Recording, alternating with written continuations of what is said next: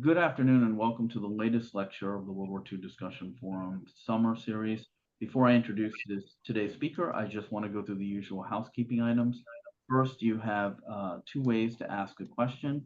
You can either use the raise hand feature at the bottom of the screen, or you can ask to unmute your line. Regardless of the method you select, please be respectful of our speaker and the audience.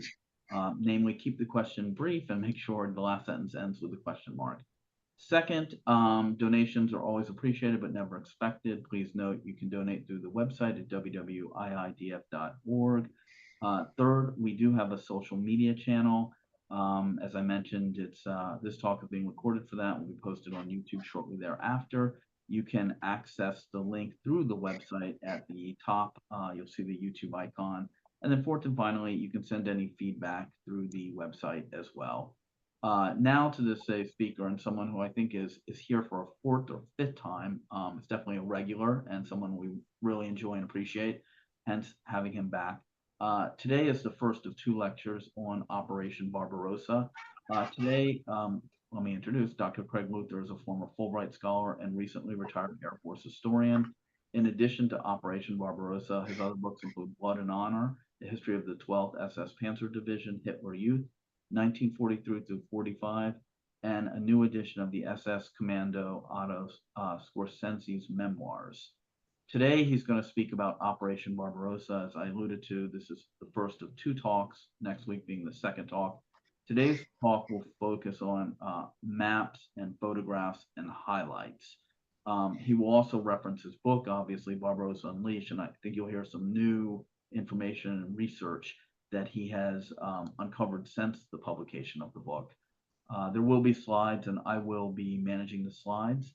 And with that, Craig, I will turn it over to you. Thanks so much, Greg. As always, it's great to be with you guys. I'm at somewhat of a disadvantage here because I can't see you, can't see myself. Computer technology, can't live with it, can't live without it. I think they say that about women too, if I recall. But I can't see anything on my laptop, which is where I normally do these events. Fortunately, I can bring everything up on my PC, but I wanted to be able to move the little arrow around to show things on the map. I'm not going to be able to do that. But anyway, today, I think hopefully this will be kind of fun for you.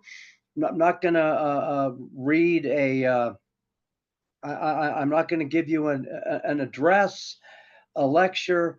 We're going to keep it totally spontaneous.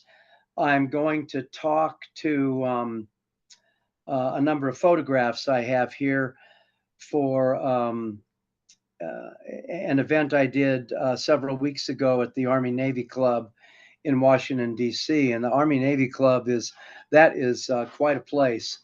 And obviously, I could probably talk for 45 minutes on any single one of these slides. So I'm going to have to go through things really quickly and just make a couple of points with each one. Then, Greg, I will have you move on. And I want to leave a good 20 minutes at least for Q&A, or just you guys are kind enough to come and listen to me bloviate for 45, 50 minutes. I'm happy to stay here as long as you want to answer your questions. So let's get started. So Greg, I'm on the I guess slide number 2. Yep, that's right. The map, Craig, of the Eastern Front. Yeah, and this just shows, as you can see, the advances that were made by the Germans between the 25th of August and the 5th of December, when Operation Barbarossa came to a screeching halt. It was on that day that the commander of Army Group Center, General Feldmarschall von Bock, formally canceled the attack toward Moscow all along his, roughly 750 kilometer long front. And that same day, the Russians began their counteroffensive, which the Germans were caught totally by surprise. It was not the least bit anticipated or expected, and they began their. You can see on the insert map in the lower left-hand corner, you can see where Moscow is, and the attack began just to the northwest of Moscow against Colonel General Reinhardt's Third Panzer Corps. And the initial objective of the Soviet counterattack, where they attacked on both flanks, where, as you can see a little bit of a salient there just south of Moscow. It was on the flanks where the Germans, in their final push toward Moscow, made the most significant advances. And in the south, that was Heinz Guderian's second Panzer Group, and this is where they were stopped.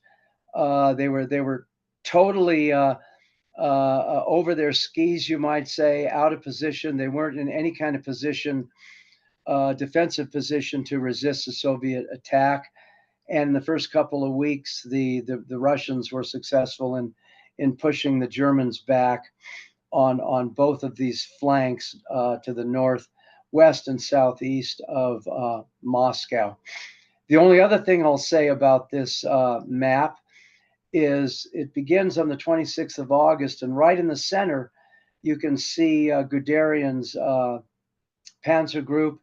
It had just begun its push south into the Ukraine at that point, which culminated several weeks later in the Kiev Kesselschlacht, or Cauldron Battle, resulting in the destruction of roughly 5 Soviet armies, 50 divisions, and the Germans took something like 650,000 prisoners. Okay, go ahead and move on to slide number 3.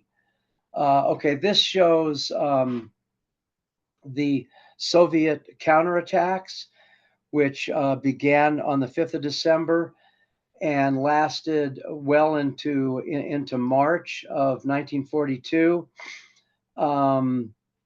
As I said, the Germans were initially taken completely by surprise by this Soviet offensive. It hadn't been anticipated at all.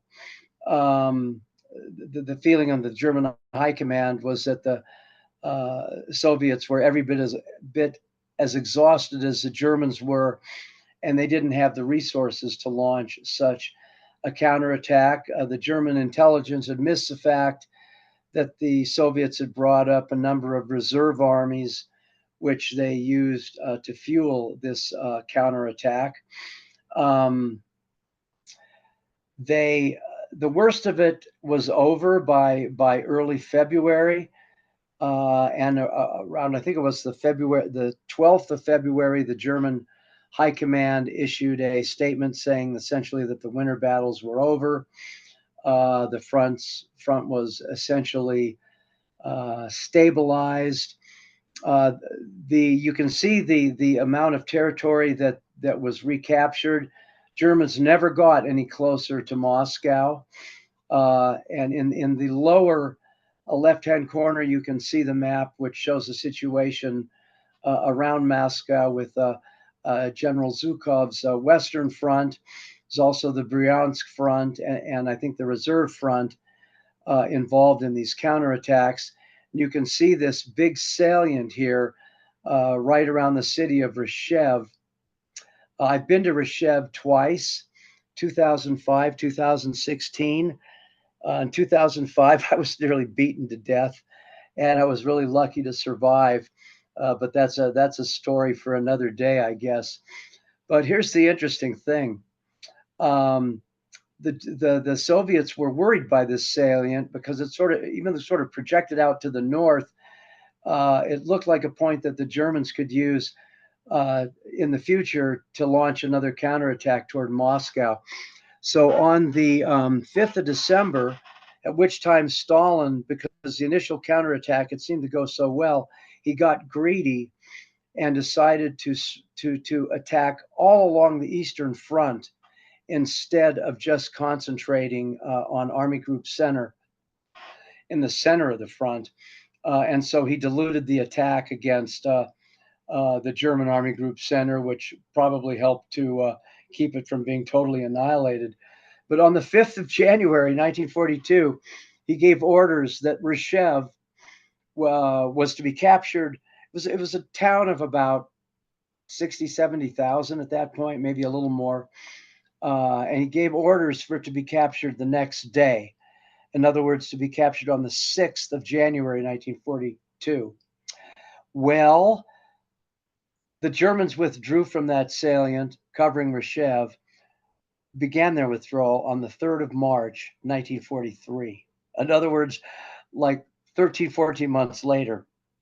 So, and in the interim, the Soviets had lost up to 1 million men trying to recapture the city in the summer and fall of 42 and early 43. And then starting on the 3rd of March, the Germans began their Operation Buffelbewegung, literally the Buffalo Movement. And they pulled back in different stages, pulled about 20 divisions out of there and shortened the front. And a lot of those divisions were eventually used in the Battle of Kursk.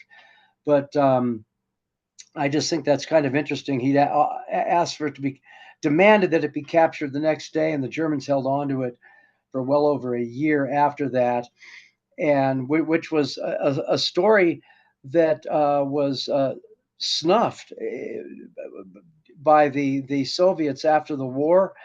It was kept out of their great fatherland history, and because it was such a disaster for them. While at the same time, they'd encircled the Sixth Army and part of the Fourth Panzer Army at Stalingrad.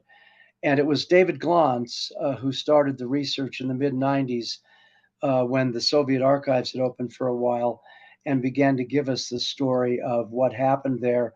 And he put out a great book on it called Zhukov's Greatest Defeat, for any of you that are interested. An excellent book about all the fighting that went on there, particularly Operation Mars, which Zhukov had launched against that salient at the same time that they were being so successful at Stalingrad. So let's move on to slide 4. Got that up there, Greg? Yep, Craig. Great. Operation Barbarossa through June 5th through December. Yeah, good. You scared me there for a minute. I didn't hear you. Oh my God, I've lost the connection.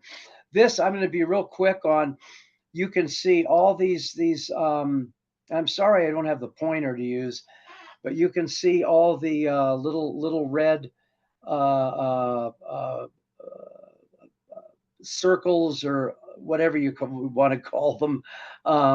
Those are basically the 10 primary encirclement battles fought by the Germans in 1941, though they do leave one out that happened just above the Sea of Azov and the town of Mariupol.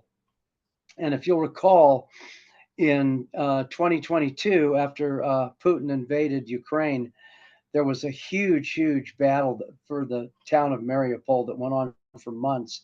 But of course, my book, Barbarossa Unleashed, studies pretty much still in unprecedented detail the advance of Army Group Center toward Moscow along the Belostok, Minsk, Smolensk axis toward Moscow. And you can see the several encirclements that took place along that axis of the German advance. The only place you don't see any encirclements are with Army Group North, which, unlike Army Group Center, only had one panzer group and was operating for the most part in country that was very difficult for tanks, a lot of swamps and that sort of thing. The Germans took at least somewhere between probably around 4 million Soviet prisoners in 1941.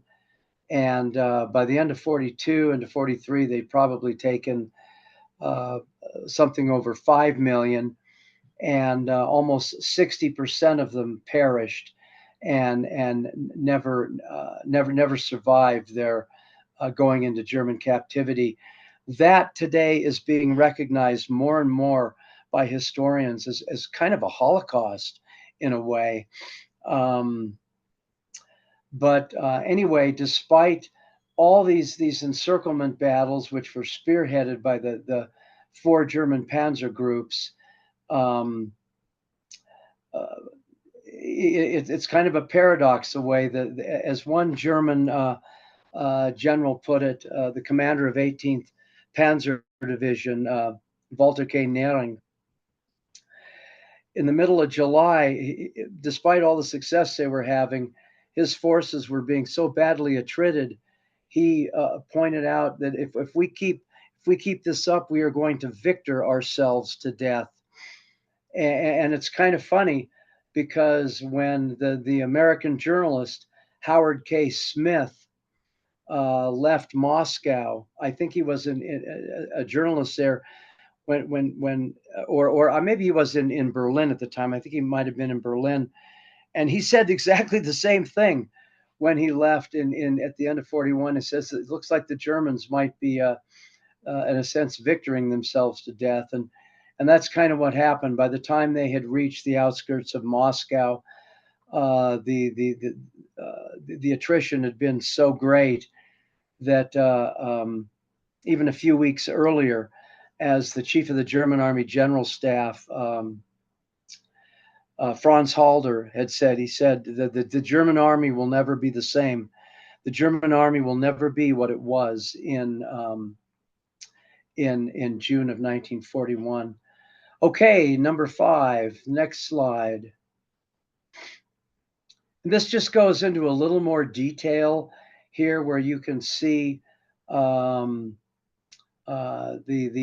up at the top, the advance of Army Group Center and the encirclement battles, and then of course in beginning end of September, beginning of October, when Guderian took and his second Panzer Group took part in Operation Typhoon, the advance on Moscow, they managed a much smaller encirclement that happened farther north in the Bryansk area, where they took elements of several Soviet armies. That doesn't mention them here. What were they? I think one was the 50th. I know one was the 13th. I think the other was the 3rd.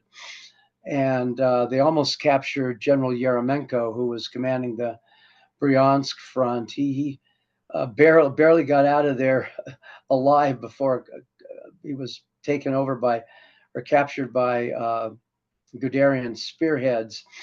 And then Guderian's advance continued up toward the really important manufacturing and communication center of Tula, which was just the nut that Guderian was never able to crack.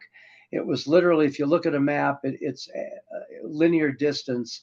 It's precisely 150 kilometers south of Moscow, but that's as far as Guderian got before the Soviet counterattacks began. Okay, slide 6. This is a great picture. It shows Guderian and his Sonderkraftfahrzeug, or Special Motor Vehicle 251, Type 3. This was his command vehicle, and here it's being ferried across the Bug River, which was the demarcation line between Army Group Center and the Soviets. It constituted the frontier in the sector of Army Group Center. And here he's being ferried across on the morning of 22 June. Interesting point I want to make here is when Guderian, we all know that Guderian was one of the founders of the German Panzer Corps and German tank doctrine. Of course, in his memoir, he exaggerates his role, but that's what people do in their memoirs. They exaggerate their successes and they uh, push to the side their their failures. But here is an original. I think you guys can see this. Here is an original copy of his Erinnerungen eines Soldaten, or Recollections of a Soldier, published in 1951. And here's a picture of him. What is it? Crossing the Dnieper River. This would have been probably on the 11th of July, 1941. But that's a neat thing I have in my archive. And Guderian, when they started, as I mentioned, the initial attempts to organize their panzer forces and to test them in maneuvers, he realized very early on that they needed a special suite of armored vehicles and half tracks for things like reconnaissance, command and control, and for bringing the Panzer Grenadiers, shepherding the troops into battle. So he played a big role in the development of these specialized vehicles. In fact, the Germans were the leaders I think in the world in the development of these vehicles, certainly at that time. Okay, next picture. This is on the cover of my new book. I actually paid $75 for this photograph. Don't remember where I got it. I didn't get it from Getty though, because they would have charged me $7,500. They're sharks over at that place, though they had it too. This is as I say, a really iconic shot taken on the 1st of July. It's also on the cover of a man named Walde, I think a Swiss man who wrote a biography of Guderian in 1978, and that's where I first saw it. And I said, "Wow, well, this has to be on the cover of my book." And you can see it's a pretty extraordinary photograph. Just looking at it, Guderian was a man who really cared deeply about his men, to the point that he often, or at least on occasion, he would lose sight of the larger picture because he felt, no, I don't want to do what I've been ordered to do because that wouldn't be the best for my troops. And he was eventually, because he so often violated his orders, he was a brilliant tank commander, but he was clearly not a team player. And when he was finally let go on Christmas or the day after Christmas, the rumor is that he actually cried. And and he was utterly beloved by his men. And of course, they were stunned when he was finally relieved from command. Okay, let's go on to the next one. This is just an interesting picture, a picture of some German Krautschützen, their motorcycle infantry. This is a very important component of German panzer divisions. As you see, these with the motorcycle sidecars, they could carry an entire machine gun team. And what do I point out here? The vehicle on the far, there's a half track you can see there. And the soldier sitting low in the first motorcycle is holding an MG3, holding a machine gun 34. And as the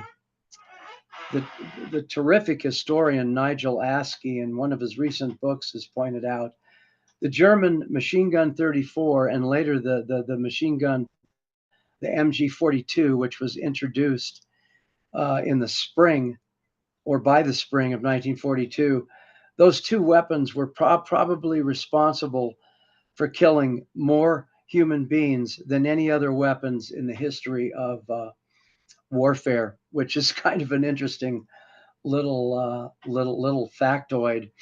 A typical a Panzer division also had in in 1941 Panzer Division, in addition to the Panzer Regiment, had two regiments of what they called rifle regiments of motorized infantry. And I don't know how many machine guns they had all told.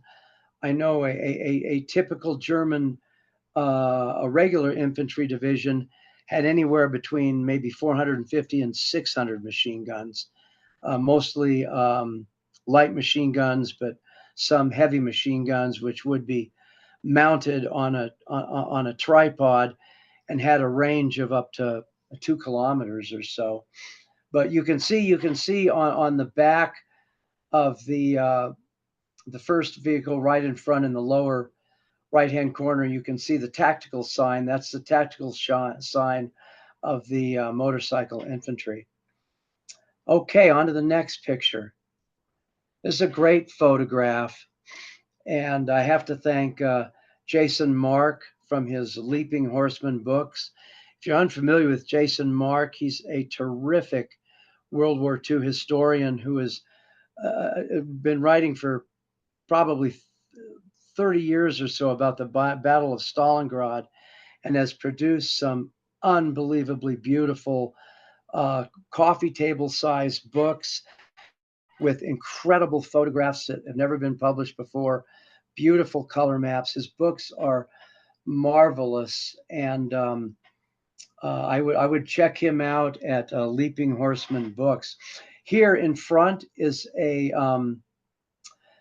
this is what Germans have set up, a pack front here. Pack just meaning Panzerabwehrkanonen, or anti-tank guns, expecting a Russian breakout attempt in the somewhere in the Belostok, Minsk encirclement. This was Boltenstein's 29th Motorized Infantry Division. So I think they were on the southeastern shoulder of the encirclement ring. Unfortunately, most of the German anti-tank guns at this time were the 37 millimeter, which could handle was a great weapon, terrific for infantry support. It could handle 90% of the Soviet tanks, but it could not deal with the T-34s or the KV-1s or 2s. And the Germans had only started to introduce this larger 50 millimeter weapon that you see right in front, but even it, in most cases, was unable to take on the T-34 or the KV-1. And as I'm sure most of you know, those weapons came as an adrenal shock to the typical German soldier who suddenly found themselves in combat with a tank that their anti-tank weapons couldn't destroy. Fortunately for the Germans, the Russians only began Barbarossa with 1,861 to be exact, and that may sound like a lot, but unfortunately for the Russians, they were just introducing them, and they really didn't know how to use them yet. Many of the crews only had a few hours training. Some of the KV-1s had not even been bore-sighted at that time, so they couldn't use their main 76 millimeter armament. T-34 also had a 76 millimeter main armament, and by 43, I think they came out with the T-34-85 with an 85 millimeter gun. All right. Anyway, go on to the next one. Here, how am I doing with my time, Greg? What are we up against? You're good, Craig. Maybe another 20 to 30 minutes. Does that Oh, work? good. Okay, I got plenty of time to bloviate a little longer. Got it. You'll see a lot of pictures like this from early in the war, where the Russians have driven their tanks off the roads into swampy terrain. They get stuck, and it's not just because they were bad drivers; it's because they were being harried by the Luftwaffe, and by the Bf 109s with their 20 millimeter cannon, or Stukas or German bombers, and in their panic and attempt to escape, they would drive off the roads and get stuck. But I imagine in a few cases it just happened because they were really bad drivers. In fact, that did happen in one case beginning in July against the 18th Panzer Division. A whole group of about an entire company of T-34s was attacking elements of the 18th Panzer Division up in an area. Where was it? It was somewhere west of Smolensk, I think just as the 18th Panzer was crossing the Berezina. And all the Russian tanks got stuck in a swamp. And so the tank crews could do nothing but come out and surrender. Okay, the next picture. This is one of Nering's 18th Panzer tanks of his 18th Panzer Division. And I think this is showing them on their advance south into the Ukraine. This may or may not actually be the Ausführung F, Model F of the tank. The Germans would produce a tank, whether it was a Panzer II or 3 or 4, and then they would just produce additional iterations with incremental improvements. So you'd have the A model, the B model, the C model, and so on and so forth. And this had a 37 millimeter main armament. Most of the Panzer IIIs committed to Barbarossa, I think the precise total, if I recall, was 979, something like that. The majority of them were equipped with a 50 millimeter L-42 gun, which kind of pissed Hitler off because before the start of Barbarossa, he had issued orders that it be equipped with, I think, the 50 millimeter L-60, which was a longer gun, which would have had a greater muzzle velocity, which would have given it more striking power. You know, tank shells would have been able to penetrate thicker Soviet armor, but the tank producers, and at this time, was just reading about this the other day in this great book by Adam Tooze called The Wages of Destruction, about the making and breaking of the Nazi economy.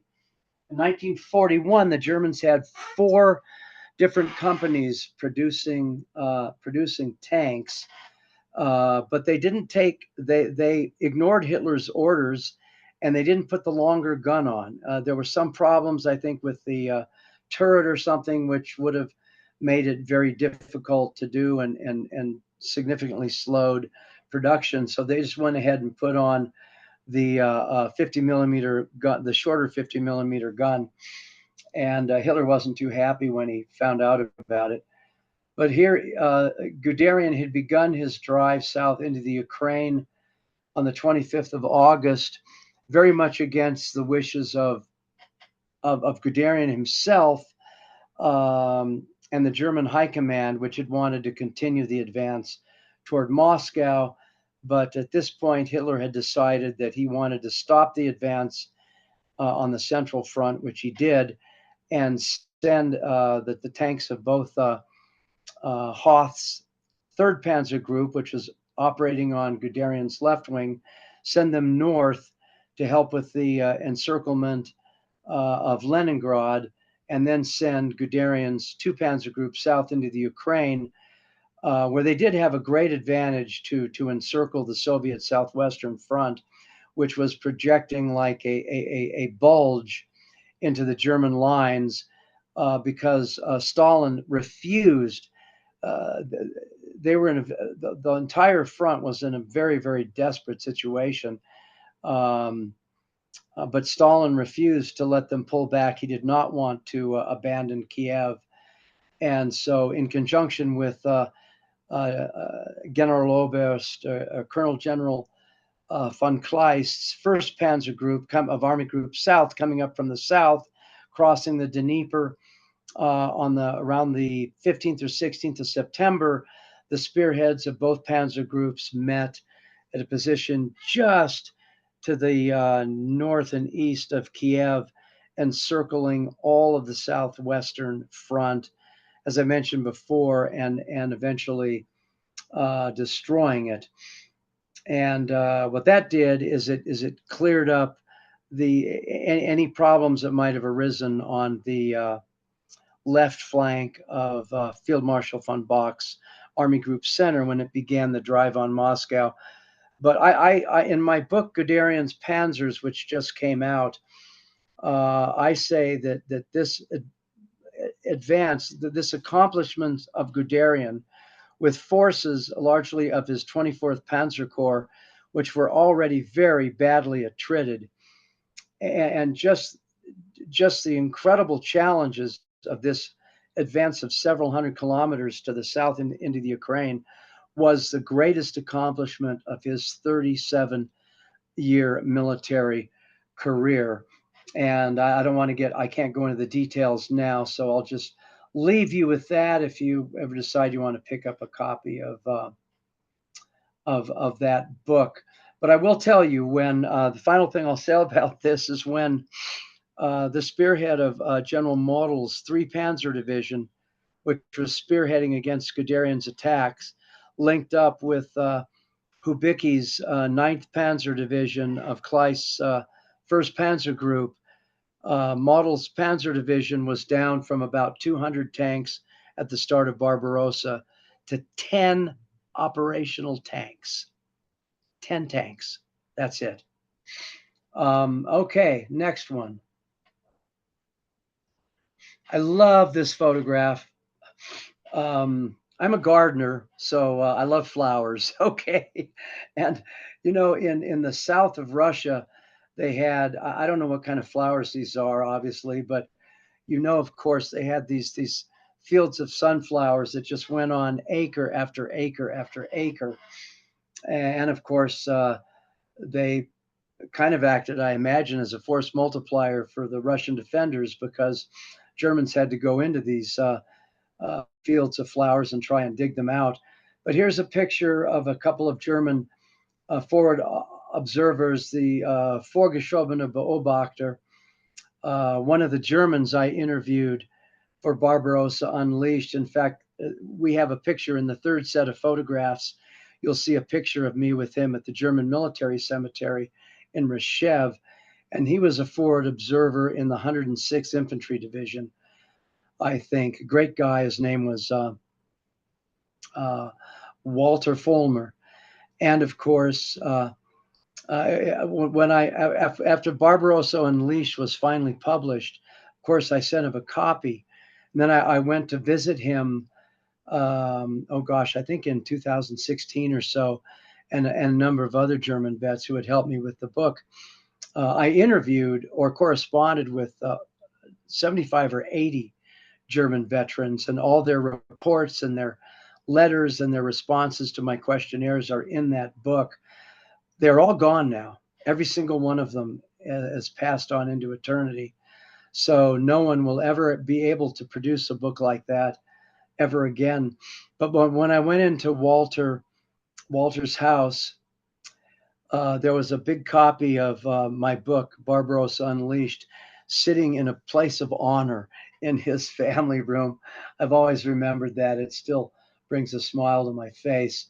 So anyway, on to the next one. Here's a German field hospital operating on the Eastern Front. Another one of my books, Moscow Tram Stop.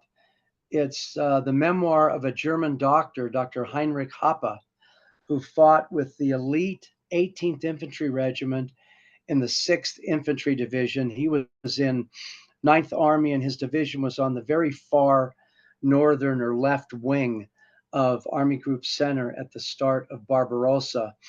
And Dr. Hoppe was a battalion doctor in the 3rd Battalion of 18th Infantry Division, and his book is just fascinating. I will say there's one thing here. This book I gleaned from one of the earlier Stackpole pictorial histories, and in there it had said that those who made it to a field hospital had a 98.5% chance of surviving. I'm kind of questioning that at this point. I probably should have done a little more due diligence there, or maybe just left that out, because that sounds kind of hard. Maybe true, but it sounds kind of hard to believe. I will tell you one thing that's quite interesting. Um, in 1943, the Germans did a report on just how were their soldiers being killed on the Eastern Front. And they determined that of those soldiers who did not make it back to a field hospital for treatment, in other words, those who died on the field of battle, 43% of them died from a head wound. Now the Germans had problems with what they called Heckenschützen, which we would call a sniper. They had problems with snipers literally from the opening hours of the campaign. And the Russians also employed a large number of women as snipers. Their thinking being that women just had more patience than men did. They could sit there sitting up in a tree or wherever they were for 6, 8 hours with their gun pointed at a certain spot, and let off squeeze the trigger when a German soldier happened to lift his head. So I think if 43% of the dead in the field of battle were coming from head wounds, I imagine a very high percentage of those came from Russian snipers. Okay, this next one, a terrific photograph of 3 German Stukas, which were Verlegungen des Raums. This is when they were probably when Richthofen's 8th Air Corps was being, and he was cousin of the famous von Richthofen of World War I, when his squadron was being moved from Army Group Center up to support Army Group North and its advance on Leningrad. The Germans' problem is the Stuka, but while it was already obsolete in the West, the Germans had tried to use it in the Battle of Britain, and it was just too slow. And so a lot of them were lost. And eventually, I think, just like the ME-110, both of them were too slow, and they were no longer really used in the West. But they operated on the Eastern Front pretty much to the end of the war, though the tactics changed over time. But at this point, they were being used as a vertical dive bomber, and they dive at like a 60-degree angle, and the wind would get those horns of Jericho going, which were so, I mean, you've all heard them, and they literally terrified. I've read accounts of soldiers on the ground. The sound was just terrifying. And the Stuka at that time was literally probably before smart weapons, could deliver a bomb more accurately than just about any airplane in the world at that time. Um, but some of the German pilots and the navigators at back, who operated, the machine gun and had his back turned to the pilot, I really would not have been wanting to been sitting in that position during a dive. It sounds kind of frightening to me. But the Germans had, some of them actually from the horns of Jericho had their ears blown out, and they conducted literally day in, day out, 2, 3, 4, 5, 6 missions a day. The pace of operations was just absolutely unbelievable, and some of them actually cracked. Some of them actually ended up in institutions. And I have a long discussion with a German Stuka pilot who had just conducted one mission, and he just got out of his plane, and a maintenance soldier walked up to him and said, "Here's your next Stuka, sir, ready to go." And the pilot, he hit him in the face. It was like, "You got to be kidding me. I'm not going up again. I'm tired. I need a rest." And fortunately, the gentleman didn't have the man he hit didn't have a gun, or he probably wouldn't be alive. But they just had an unbelievable, demanding mission, but a very effective plane. Problem is, like everything else, the Germans didn't have enough of them. They only began the war in the east with something around 350, and other than a few dozen which were up with the army of Norway, they were all with the two Air Corps, the 8th and the 2nd, with Army Group Center. Okay. Oh, there's a bunch of my books. Well, I won't go on. You can see Barbarossa Unleashed, and excuse me, my allergy season for me, and my nose is bothering me a little bit. Barbarossa Unleashed, as I said, the good folks at Schiffer are offering a 20% discount.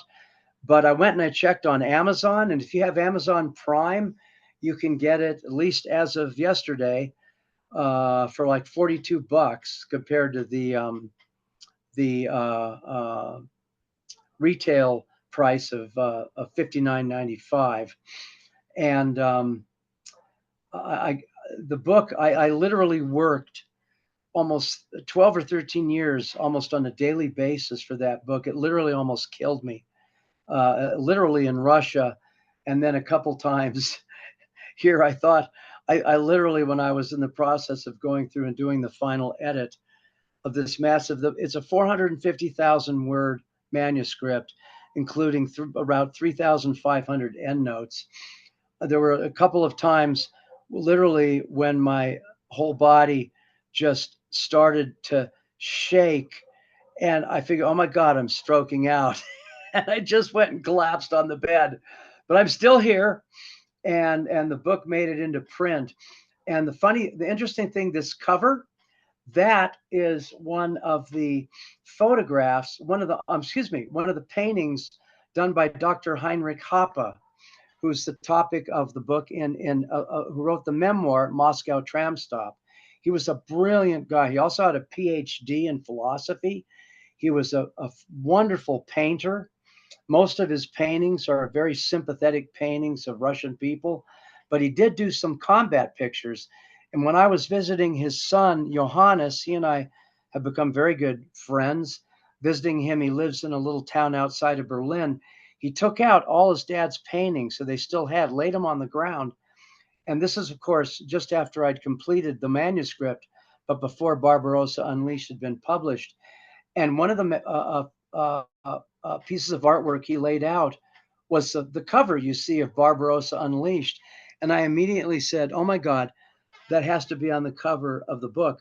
So I immediately texted it to my editor at Schiffer, and he said, yes, perfect. So that's how the cover of the book came about. And the only other thing I'll say is First Day on the Eastern Front, which came out in 2018, won an award from a pretty prestigious group, Stone and Stone World War II Books. They're a major aggregator of books on World War II and reviewer, as one of the best 6 books on World War II published in 2018. And it's kind of a minute-by-minute blow of the first 21 hours all across the front of Germany's attack on Soviet Russia. Okay, enough of that. Now I have a whole bunch of what they call backup slides. I'm going to go through these quickly because I'll see how far I can get. And Greg, you just tell me when to stop. Okay, Craig, maybe another 5 minutes or so, and then we could go to Sure. Q&A. Okay, Sure. great. Here's a nice picture of Guderian. You can see him with his Knight's Cross, and just above it, his oak leaves. Only the 5th man in the army to be awarded it. He got those in 17th of July, 41. Guderian, as I said, was a brilliant guy.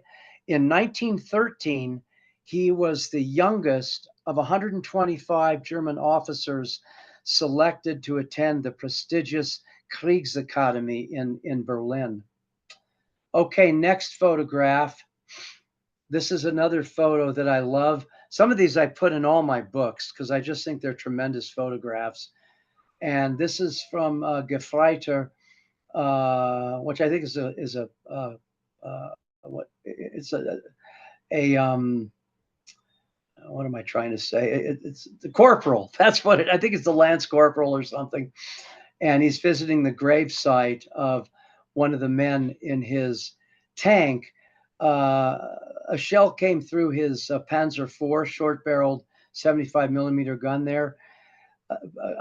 It was penetrated by a tank shell, and just the pure physics of it, or pure luck, it missed Eric Hager, and this other gentleman who was sitting right next to him, it just tore him to pieces. Okay, the next one. They're just kind of a cool photograph I got from a nice collector, John Davidson, who shared a bunch of his photographs with me. He lives up in Canada. And then the next one, terrific photograph of Guderian in his command vehicle. You can see at the back, you can see this big antenna. I met this really cool dude just a few days ago who has been studying German military equipment for decades. And he just his level of knowledge on this stuff is encyclopedic. And he said this, you can see the antenna, it looks like it has a cover over it. He said you can actually take this thing, lift it up like 50 feet into the air or something, and from North Africa, you could actually reach Berlin using that antenna. So that's just a terrific photo. Um, Guderian fought from the front like most German tank generals. In fact, he kind of led the way in that. And as you'll read in both Barbarossa Unleashed or Guderian's Panzers, he just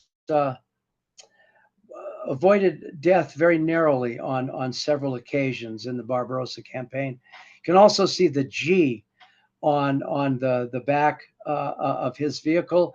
All of his vehicles had the G painted on them for his panzer group, of course. Okay, real quick here. This is just a picture of some.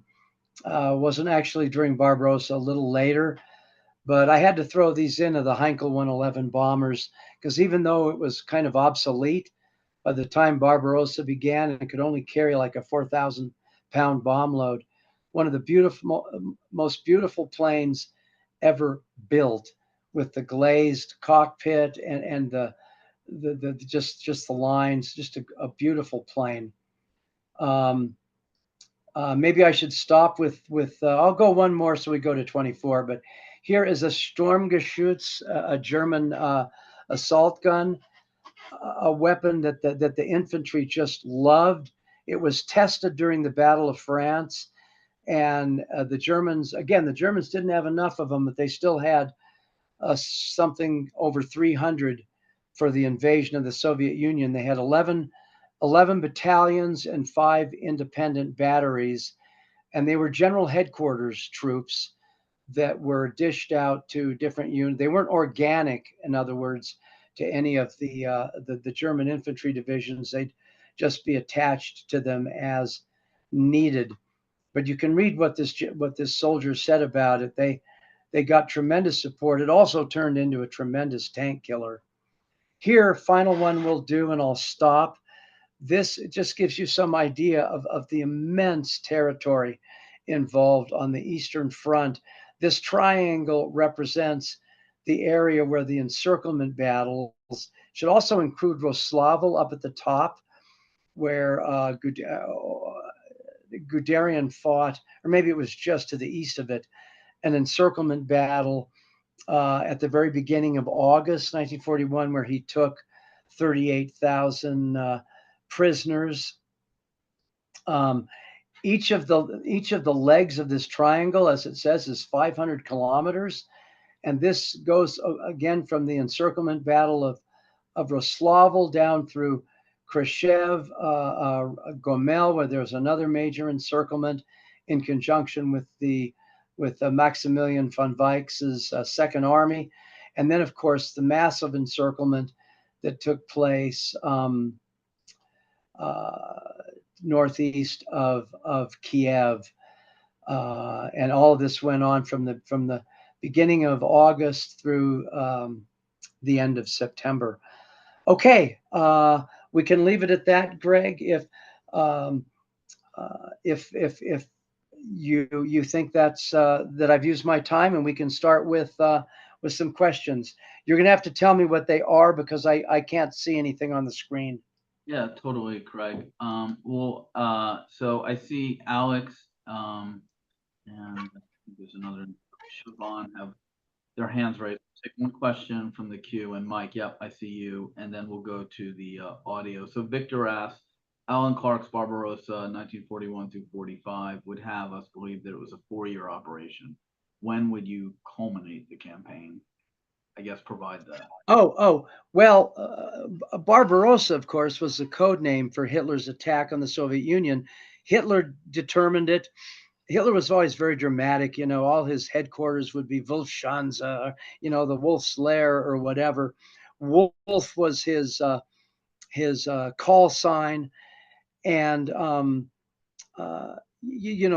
Barbarossa was literally supposed to be. It was literally the first war that the Germans actually planned as a blitzkrieg campaign to be over in 8 to 10 weeks. Because if they failed in doing that, in crushing the Soviet Union in their initial hammer blows, and it turned into a war of attrition, then Germany was stuck. It was a war it could never win, given the resources that the Russians had. And of course, the Germans were aware of that. So by the end of 41, when the Russians began their counterattack in early December, Barbarossa was done. And as I said, and on the 8th of December, German High Command issued an order saying or noting that the Ostair, the German Eastern Army, is now on the defensive across the Eastern Front. So Barbarossa had come to an end. But that's that was the first full length monograph that I'm aware of on Operation Barbarossa, and it's one of the books that got me interested as a child. I think it came out in '65 or something. I would have been 14. His book and Paul Carell's books, Hitler Moves East, and just the enormity of the campaign, whatever yardstick you use to mention to describe it or characterize it. But Clark's book played a big role in getting me interested in the Russo-German War. And he was quite an interesting man. He was kind of Renaissance man. I think he was actually an MP in Parliament for a while, and did a lot of different things in addition to writing this book on the Russian front. Siobhan, if you want to unmute your line and ask your question.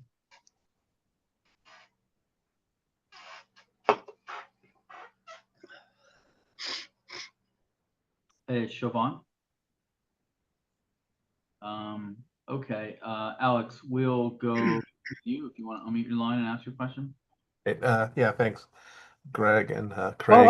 Good. I got good to see you. picture. I can see. I can see. I can see. Is that you or is that Napoleon? Yeah, it's a famous David paint portrait of it. Yes. Yeah. But first, about the pilot you mentioned that story again. Of course, we know a lot of the pilots were regularly being given amphetamines. Oh So yeah. his exhaustion might be because and I think there's a reference somewhere that the book the guy did on hit the Blitz and hit drugs essentially. Hitler's That Blitz he soldiers. says Yeah. that at some point in Barbarossa, I don't know, I think it's like um August or something, that basically they've been on uppers for so long that basically the guys are collapsing. They're just because you can't operate without sleep or on little sleep for weeks on end. But the question I want to ask, of course, is the Guderian and the famous debate over after they get to Smolensk, Hmm. they keep going to Moscow or go to Kiev, which of course they did.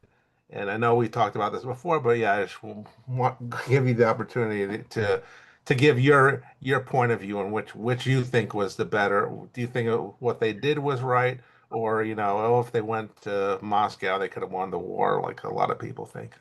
Yeah, thanks, Greg. No, I don't. The move south is so controversial. I think I point out that from a purely operational perspective, to for Hitler was probably right in wanting to clear the flanks for Army Group Center before it began its main push toward Moscow. But I've done more reading on that, and it may have been difficult. I mean, the southwestern front had already gone through a series of massive tank battles in the frontier regions of the Ukraine with Kleist's First Panzer Group, where it had went on for about 10 days and it lost. It had just 6 or 8 mechanized corps that it committed to battle, each with 2 tank divisions and a mechanized division. And the Germans, it took a little time, but the Germans just crushed those tank corps. It's too much too many reasons to go into that. But my point is, by September, the Southwestern Front had already lost a lot of its tanks and a lot of it, and tens of thousands of its vehicles, its trucks, and so forth. So it was lacking in motorization. And so to have sent troops several hundred kilometers to the north to try to nip at the flanks of Army Group Center might have been rather difficult. And of course, you would have had Rundstedt's Army Group South trying to pin down the remaining forces of Southwestern Front, which would have made it even more difficult for them to give any support to the Soviet armies trying to resist Field Marshal von Bock's advance on Moscow. So I don't know. I'm kind of reconsidering. Maybe they didn't need to clear the flanks in the south first, but it's something that is kind of up in the air now. And you made another point. Oh yeah, about the pilots and the Pervitin. Yes, you're talking about the book. I think his name is Oehler, who wrote a book called Hitler's Blitz Soldiers. I read the book recently. It's gotten mixed reviews, and I do know for the Battle of France, the Germans, the Wehrmacht, it was not official policy, but they consumed something like 30 million Pervitin. Okay, that's a lot. I don't think as many were used in the Battle of Russia. I don't hear in the thousands of field post letters and the memoirs and things I've read. I don't hear much about it. I do, though, recall. I think it was Luck who wrote one of the books. It's in my study over there about the tank battles in Russia in 41. And I think he mentions at one time they were having trouble getting some replacement parts or something they needed, which happened all the time when the logistical system started to break down. So he got in a vehicle with his driver and they drove back to Germany to order some parts. And he mentioned that they kept themselves awake with Pervitin. And there is one diary I read of a soldier who was describing at the very start of Barbarossa how he was. I mean, this is so Teutonic, so Nazi, so much a part of National Socialist mentality. He was pushing the lengths of human endurance, and he'd been awake for 5 straight days. But at this time, he finally realized he had to take a nap because he couldn't stay awake any longer. And he didn't mention the Pervitin, but I don't know how you'd stay awake 5 straight days without it. So just an interesting comment on that. Great. Thanks, Alex. Mike, if you want to ask your question. Yeah, Craig, I actually have two totally unrelated questions. But the first is, as far as those prisoners, the Soviet prisoners taken by Yeah. the, and I think you estimated between 4 and 5 million. Um, Yeah, and I'd have to, the precise numbers, I'd have to go back and look, but it was, particularly in 41, it was multiple millions. yeah, and now the ones that died in captivity, do you have any? I mean, I know it's this is hard to assess, but what percentage of how many of them were actually killed by the Germans as opposed to those who died under the conditions they were kept by the Germans? That's the first question. And Yeah. the second question has to do with the Stoop 3. There were usually 2 Stoop 3s per infantry, Panzer Grenadier, let's say, battalions or infantry battalions. Were they ever, especially when it became there, when certain German units had a shortage of tanks, which you pointed out in particular, Yeah. what did they ever try to use the Stoop 3, which, even though it couldn't traverse, basically could do much of what a tank could do, provided, again, didn't have to traverse. It didn't really have a turret that traversed. So did they ever try to use them as to kind of replace some of the tanks, use them as less of infantry support and more of more in the capacity of Any tank role. yeah. I don't, that's an interesting question. I know they did, initially, of course, it was planned to be an infantry support weapon, Yeah. as was the Panzer IV for that matter. The Panzer III was meant to be their main battle tank, but both the Panzer IV and the Stug 3 very quickly proved their mettle as anti-tank weapons, and the Stug 3, of course, the assault gun, without the turret, had a much lower silhouette, which improved its survivability, and also had a 75 millimeter gun, and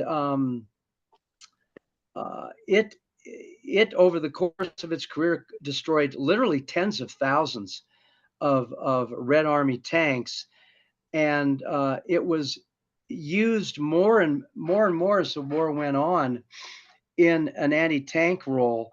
I think just out of necessity, because of the shortage of German tanks and the fact that the Russians had so many. But again, the problem was they're just, even though they eventually would produce thousands of them for Barbarossa, there just weren't enough of them.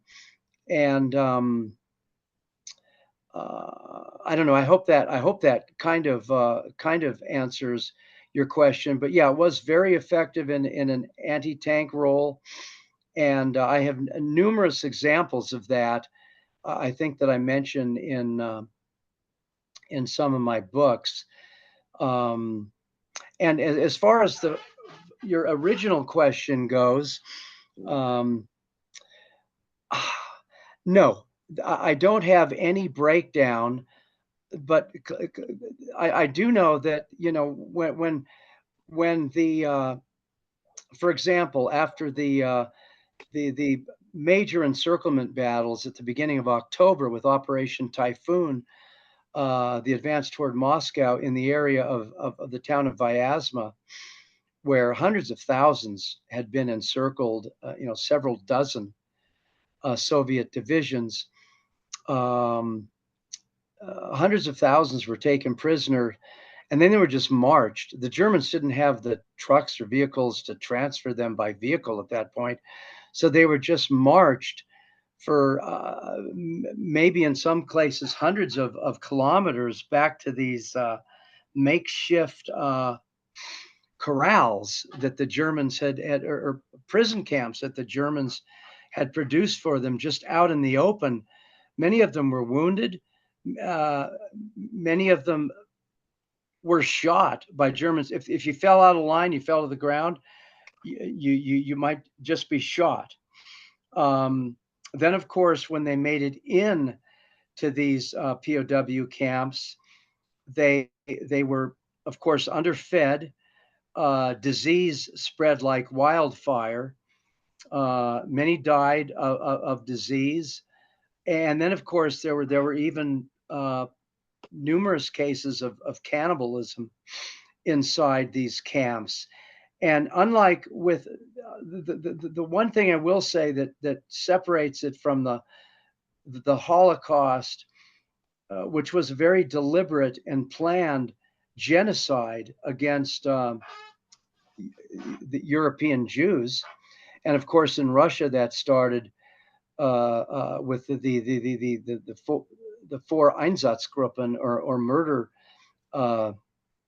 groups that followed that went into Russia in the wake of the German army. That of course was very much a planned outcome, and by the end of December, these Einsatzgruppen had, I think they'd murdered over 500,000 Jews and Soviet commissars and others who were intellectuals, others who were considered, what we'll call them, potential deplorables. But as for the prisoners of war, there was no there was no formal decision to just let them die. Most of them died just out of neglect, because the Germans honestly didn't care about them for the most part. Now there were some, and I think I even mentioned this in Barbarossa Unleashed. There were some commandants of these prison camps who did try and keep these people alive, treated them with some compassion. But then, of course, many didn't. And I think around September of 1941, Admiral Canaris, who headed up the German Abwehr, their counterintelligence unit, and who was a part of the German resistance and was later executed after the failure of the plot to kill Hitler, the assassination attempt on the 20th of July, 1944. He protested to Field Marshal Keitel, who was, of course, the chief of staff of the German Oberkommando der Wehrmacht, the high command of the armed forces. He protested to Keitel about what was happening to these prisoners and the fact that they were dying, they weren't getting the care they needed. And Keitel just blew him off. Said, "Well, this is a Krieg der Weltanschauung. It's a war of different ideologies." And it basically made it clear that he frankly didn't give a rat's ass what happened to the Soviet POWs. So that kind of answers your question. Yeah. But so many of them died largely out of neglect, and in the late 41, early 42, when the Germans were trying to ramp up their industrial production. I just was reading about this recently in Tooze's book, which I had held up a while ago. Only a very tiny percentage of the Soviet prisoners of war were physically in good enough shape to even be used as laborers. Something like 5%. Yeah. And it seems as if they a lot of them were sent to concentration camps also. But by the way, just one other slight note. Canaris, who was known to have smuggled Jews and people who were potential concentration camp inmates, to smuggle them, pretend to hire them as spies and I didn't know that. Interesting. But did he make any complaint about the Einsatzgruppen? I don't know. I don't recall ever seeing one, but I do have what did I do with it? A book that's on my list of books to read with 100 others. Masters of Death by Richard Rhodes, who apparently won a Pulitzer for an earlier book of his. And this is all about the SS Einsatzgruppen and the invention of the Holocaust. So that's a book on my list. But no, I don't recall that that he did do that, which doesn't mean that he didn't. Oh, okay. Well, great. Thanks for answering the questions. Great answers. Great job again. Thanks, Yeah. thanks, Mike. No, Mike, thanks as usual. Brandon, we'll close out with you if you want to unmute your line and ask your question.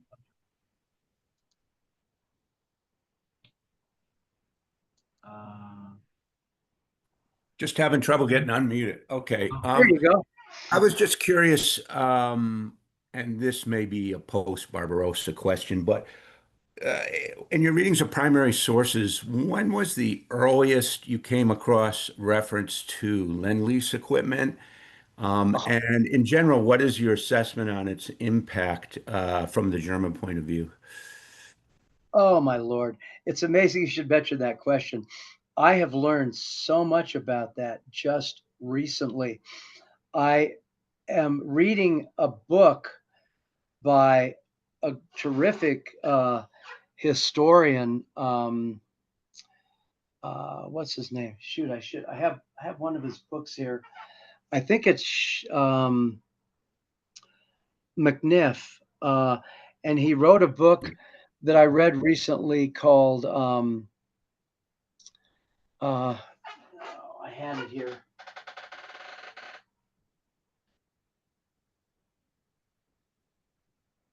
It's here.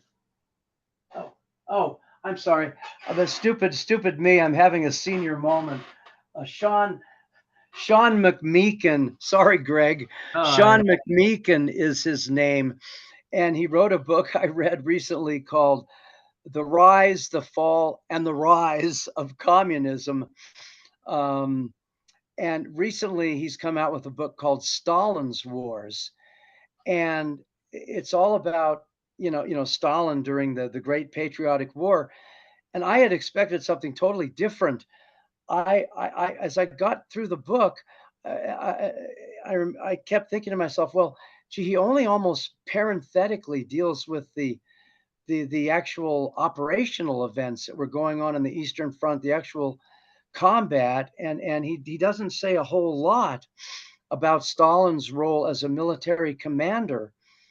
And then it took a while to cross the synapses, I guess, but it finally dawned on me why he called it Stalin's Wars. Basically, he called it Stalin's Wars because in all the negotiating and everything that went on at all the conferences, Arcadia, Tehran, Yalta, everything else, Stalin got virtually everything he wanted from FDR and Churchill. And that's why it was Stalin's wars, I think, because Stalin came out of them, looking with pretty much everything that he wanted. And in this book, he talked, McMeekin talks at length about the Lend-Lease, which the bill was passed in March of 1941. And of course, it was the British were involved in this too, and they actually started sending on the Murmansk route. They started sending material to the Russians before we did. But oh my God, you cannot believe the amount of support we gave to Stalin. And according to McMeekin, it actually began to make an impact by November or December 1941, and it helped to play a role in stopping the German advance. And of course, they were getting a lot of like Valentine and Matilda and other tanks at that time, which also played a role in the German counteroffensive. The Russian counteroffensive. Only problem was those tanks weren't equipped for the Arctic cold, and they would break down. So the Soviets had to modify them. But I have never seen an explanation in such detail of how Lend-Lease worked and how Stalin got everything he wanted. And we even, to the point that we held back equipment that was desperately needed by our own air forces or some other branch of the US military to make sure the Russians got it first. That's what FDR did. And the Russians would make these unbelievable demands, and FDR would give them anything they wanted. And FDR kind of thought that he could win Stalin over with his charm and so forth. But Stalin was one tough, crusty bastard. He just looked at Stalin, at Churchill and Roosevelt as like a kind of couple of weird capitalist dudes who wanted to save the Soviet Union, which he didn't quite entirely understand because the Soviet Union wanted to crush capitalism, but he was more than happy to take whatever the Brits and we wanted to give to him, and it was also great for Soviet propaganda. And of course, we provided the Soviets with so many Ford and Studebaker and other types of trucks. We literally motorized the Red Army. Without the support that we gave them, which came to something, I think, just US, something like $10 billion, which would be in 2026 dollars would be $1 trillion of support. The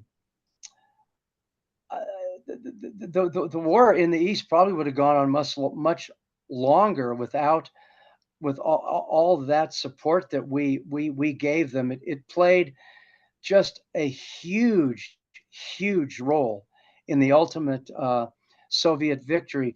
And then in the end, while we made the Brits, we struck a really hard-nosed deal with them on Lend-Lease and all the destroyers we gave them and everything else. We made them pay back every cent at a high interest rate, and I don't think they finally completed paying everything back until the 1960s. Whereas for the Soviets, again, it'd be worth $1 trillion today. We reduced their payment in paying us back to 1 cent on the dollar. So you want to learn more about Lend-Lease and the role that played in Stalin's victory in the Great Fatherland War. This new book by McMeekin, Stalin's Wars, is you're going to learn all you need to know. Thanks. McMeekin is a great historian. Thanks. Yeah. Yeah, I was just going to say that. I know that book generated a lot of reviews and feedback, but he is the top-notch historian. That's a phenomenal book, as is Adam Tooze's book on the war. But on that note, we'll wrap it up for today. As I said at the intro, this is the first talk of two. Next week, Craig, you're going to talk about why Operation Barbarossa failed, presumably. Is that right? Yeah, it's going to be, today was kind of a grab bag of stuff. It'll be a little more formal, not like a formal speech, but a little more focused on why Barbarossa failed. And I do my final chapter, of course, in my book Barbarossa Unleashed, deals with that. But I've also I think developed some new insights since that time. So I thought it would be something interesting to talk about. Yeah, no, that should be great. We had a great audience today. It's a great setup for that.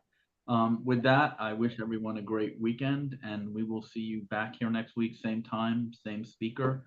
And I know we have a number of questions in the queue. We'll try to allot a little more time. Craig generates a lot of great interest. So on that, everyone, good weekend. Craig, did you want to say anything? Any final words? Oh, and I was going to say, were there any others who had questions, or did you want to wrap it up now? We've got a few more, but I think we can wrap it up now. We'll pick up the rest of them next week. Sure. Okay. Or they can email them to me if they want, or yeah, always honored when someone's willing to come spend an hour or two of their day listening to me bloviate. So I'm more than happy to answer anybody's questions as best I can. Perfect. And Craig, is your website where they should go for your email? Well, I put the website to barbarossa1941.com in the Yeah. link. Perfect. And they Well, can, they can't ask me questions there, but they can email me perfect, at luther.craig@yahoo.com. perfect. Luther.craig@yahoo.com. I'll put that in Yeah. the chat. And yeah, thanks again for everyone tuning in today. And like I said, we will see you next week. Until then, have a great weekend. And Craig, thanks as always. We'll talk. Yeah. So thanks again for the opportunity, Greg. No, definitely. Take care, everyone. Okay.